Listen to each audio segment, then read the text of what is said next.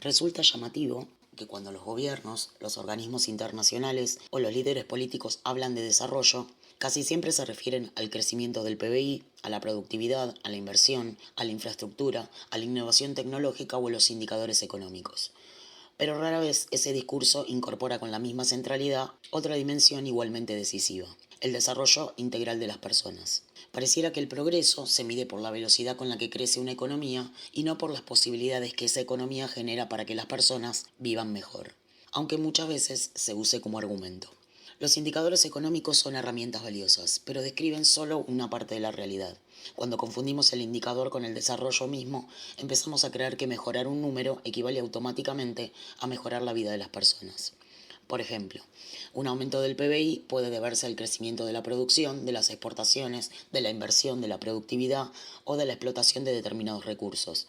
Todo ello puede incrementar la riqueza generada por un país. Sin embargo, ese indicador por sí solo no dice cómo se distribuye esa riqueza ni en qué medida mejora efectivamente la vida de las personas. Tal vez el problema no sea únicamente aquello que medimos, sino el lugar que le asignamos a cada cosa. ¿Cuál es el fin y cuál es el medio? No es que el crecimiento económico sea malo, es que pareciera que las personas existen para hacer crecer la economía, cuando la economía debería existir para ampliar las posibilidades de las personas. Cambiar esa perspectiva no significa restarle importancia a la economía, significa recordar cuál debería ser su propósito. Si el propósito de una economía fuera ampliar las posibilidades de las personas, el desarrollo humano ocuparía un lugar prioritario. Hablaríamos con la misma seriedad de formar personas con mayor autonomía, responsabilidad, pensamiento crítico, inteligencia emocional, capacidad de cooperación o disciplina, que de aumentar la productividad, atraer inversiones o mejorar los indicadores económicos. Porque una sociedad emocionalmente madura no solo produciría más riqueza, también preguntaría cómo se distribuye, quién toma las decisiones, qué intereses se benefician y cuáles son los costos humanos, sociales y ambientales de ese crecimiento. Personas con mayor conciencia y responsabilidad difícilmente puedan ser conducidas únicamente por el miedo, el consumo, la polarización o la necesidad permanente de aprobación. Por eso el crecimiento económico y el desarrollo humano no pueden pensarse como procesos independientes. Una economía puede expandirse mientras una sociedad se fragmenta, aumenta la violencia o se deteriora la salud mental de su población. Precisamente por eso, el desarrollo personal no debería considerarse un asunto exclusivo de la vida privada ni una actividad reservada para quienes disponen de tiempo o recursos. Es una condición para que el crecimiento económico se traduzca en bienestar compartido y no solo en beneficios concentrados en determinados sectores de la economía. Cuando una sociedad invierte únicamente en producir más, pero no en formar personas más conscientes, termina obteniendo exactamente aquello que hoy vemos: mayor capacidad para generar riqueza, pero no necesariamente mayor capacidad para relacionarnos y vivir mejor. Ninguna persona se desarrolla en el vacío, nos desarrollamos en relación con otros, y por eso el desarrollo personal nunca es un asunto exclusivamente personal. También transforma o deteriora, cuando falta, la calidad de la vida colectiva. Basta mirar el mundo que hemos construido. Nunca antes habíamos contado con un desarrollo tecnológico tan extraordinario. La inteligencia artificial, la automatización, la conectividad y el procesamiento de datos avanzan a un ritmo impensado hace apenas unas décadas. Sin embargo, este extraordinario avance convive con una creciente deshumanización de muchos vínculos cotidianos, servicios de atención donde cada vez cuesta más encontrar una persona del otro lado, el uso de esas mismas tecnologías para desarrollar formas cada vez más sofisticadas de fraude, robo de identidad y ciberdelito, nuevas formas de manipulación de la información y desafíos cada vez mayores para proteger a niños y adolescentes en los entornos digitales. La tecnología multiplicó nuestras capacidades, no necesariamente nuestra conciencia sobre cómo utilizarlas. El problema, obviamente, no es la tecnología. La tecnología no tiene ética, amplifica la ética o la falta de ella. La diferencia no está en la herramienta, sino en las personas. Una sociedad que educa en la conciencia, la responsabilidad, la cooperación y el respeto por los límites, probablemente hará un uso muy distinto de esas mismas herramientas que una sociedad guiada por la competencia permanente, el beneficio inmediato o la lógica del sálvese quien pueda. Por eso el verdadero progreso no se mide únicamente por las herramientas que somos capaces de crear, sino por el tipo de personas que somos cuando hacemos uso de ellas. No se trata de frenar el desarrollo tecnológico, sino que el desarrollo de nuestra conciencia esté a la altura del poder que esas tecnologías ponen en nuestras manos. El crecimiento multiplica los recursos, el desarrollo personal multiplica las posibilidades humanas. Sin el segundo, el primero puede convertirse simplemente en una forma más sofisticada de concentrar poder. Con frecuencia, los discursos públicos insisten en que el éxito depende exclusivamente del esfuerzo individual. Se habla de mérito, de superación, de oportunidades para quien realmente quiere. Y aunque el esfuerzo es un valor indispensable, esa narrativa suele olvidar algo esencial. No todos comienzan la carrera desde la misma línea de partida. Cuando el contexto desaparece del análisis, la desigualdad deja de verse como un problema colectivo y empieza a interpretarse como un fracaso individual. Así la pobreza, la exclusión o la violencia dejan de interpelarnos como sociedad y pasan a convertirse, sutilmente, en la supuesta consecuencia de malas decisiones personales. Pero hay una pregunta que esa lógica no consigue responder. ¿Qué mérito o demérito puede atribuirse a un niño que nace en medio del hambre, de la guerra o del abuso? ¿Qué decisión tomó un bebé para merecer la desnutrición? ¿Qué esfuerzo le faltó hacer a una niña víctima de explotación sexual? Cuando las víctimas son millones de niños, la explicación deja de poder buscarse únicamente en la voluntad individual y obliga a mirar las estructuras que producen y reproducen esas realidades. Existe una diferencia profunda entre explicar una realidad y justificarla.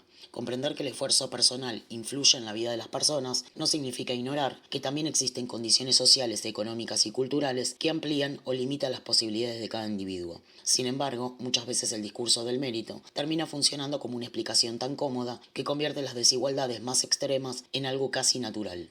Por eso, después de recorrer durante cientos de páginas el mapa interior de las personas, sentí que esta reflexión no podía quedar afuera. Más que resumir todo el camino recorrido, la mejor manera de cerrar ese libro era destacar la importancia de trabajar el desarrollo personal de manera consciente, porque precisamente cuanto más profundizaba en él, más evidente se volvía una dimensión que solemos pasar por alto. Sabemos que existen la pobreza, la violencia, la desigualdad o el hambre. Las cifras aparecen todos los días en las noticias. Lo que muchas veces no alcanzamos a ver es la relación entre esas grandes estructuras y nuestra vida cotidiana. Cómo, sin proponérnoslo, también participamos de ese entramado. Cuando repetimos ideas sin cuestionarlas, cuando premiamos la obediencia, cuando preferimos la comodidad de adaptarnos antes que la incomodidad de cuestionar, cuando nos autocensuramos para quedar bien o evitar el conflicto, cuando educamos desde el miedo, cuando elegimos el beneficio propio por encima de la justicia, o cuando pretendemos que los demás piensen, sientan o vivan como nosotros creemos que deberían hacerlo.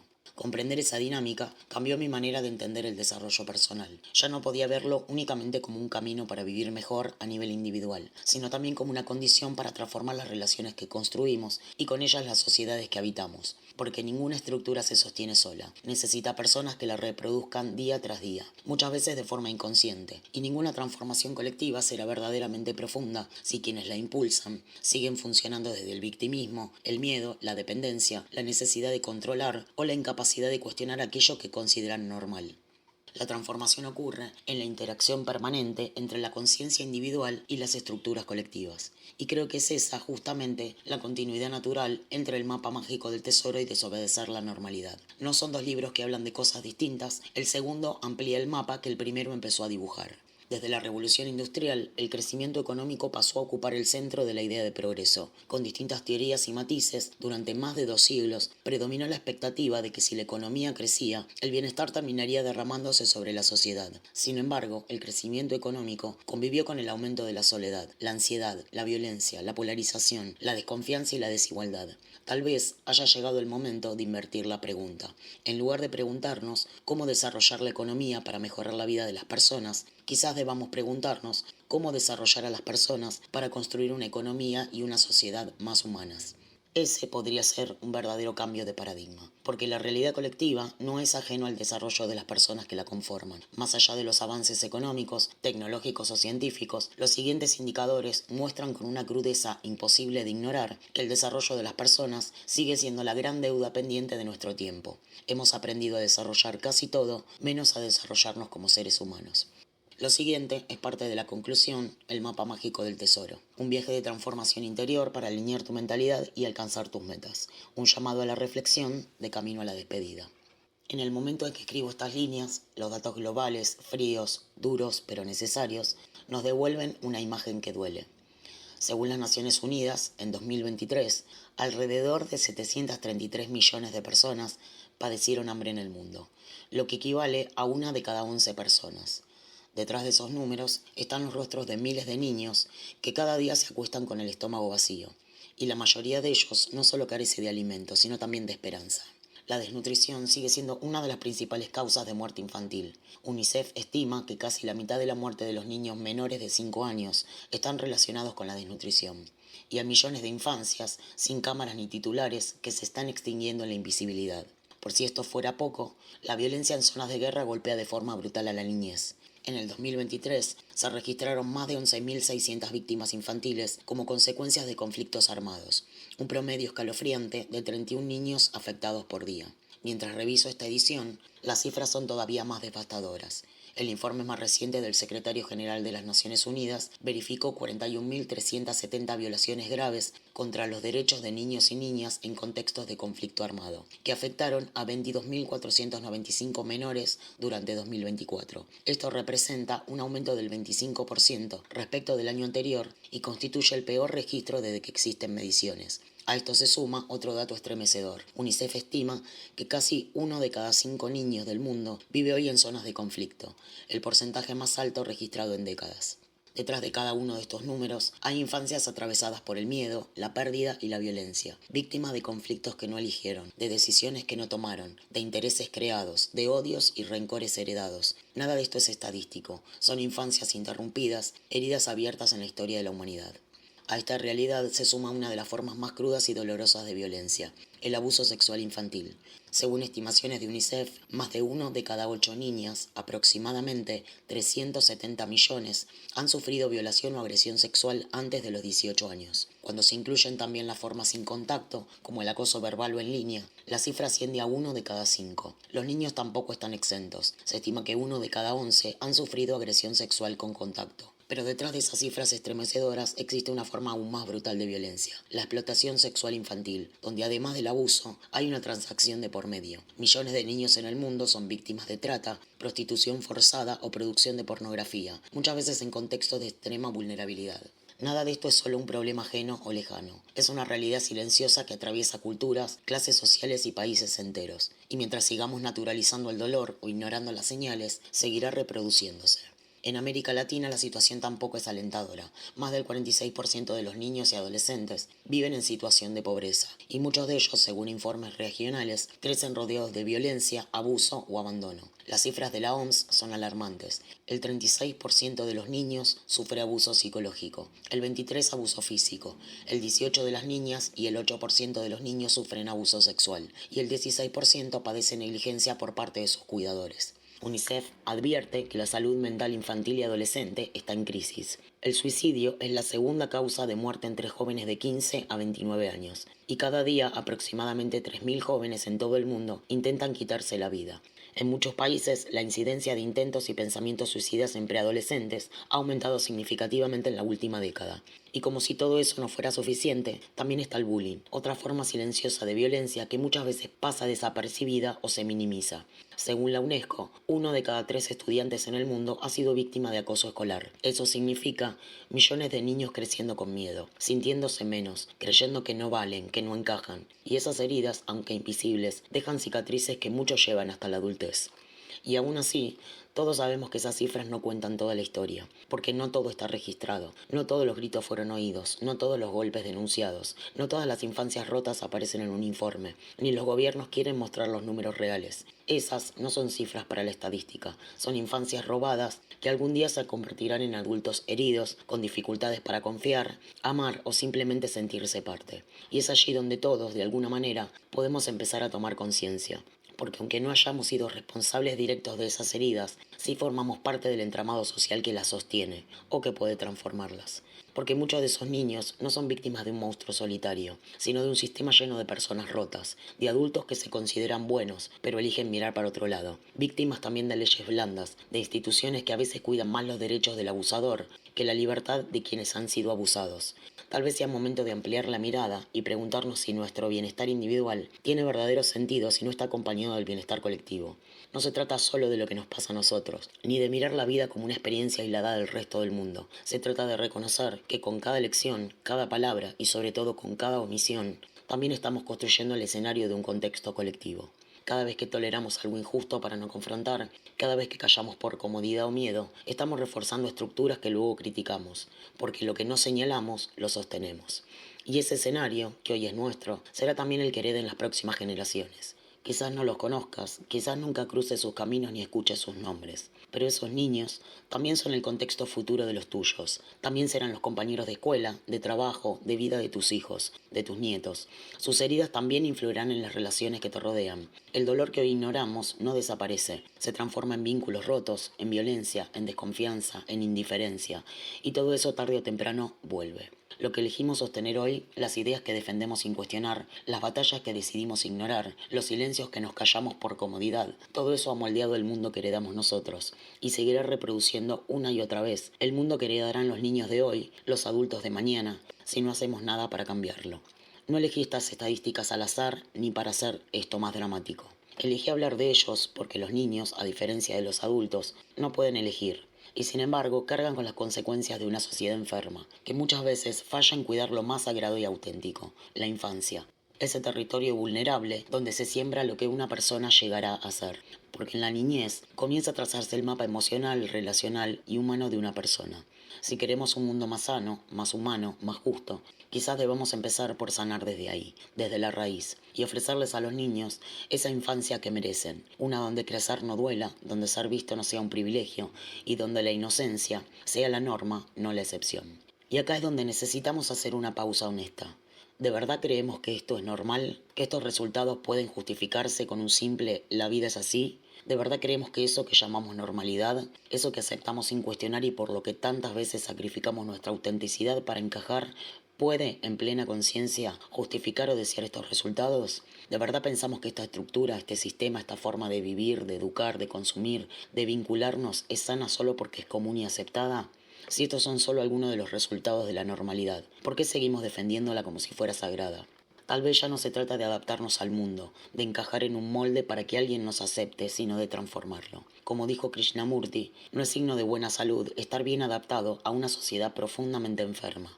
Y quizás esa sea una de las mayores trampas del mundo moderno. Enseñarnos a medir nuestro valor por la capacidad de encajar, cuando lo verdaderamente valiente es cuestionar el lugar en el que pretendemos hacerlo. Porque lo verdaderamente revolucionario no es confrontar por confrontar, ni oponerse por el simple hecho de provocar. La revolución verdadera nace de la conciencia, de mirar de frente lo que no funciona y atreverse a nombrarlo.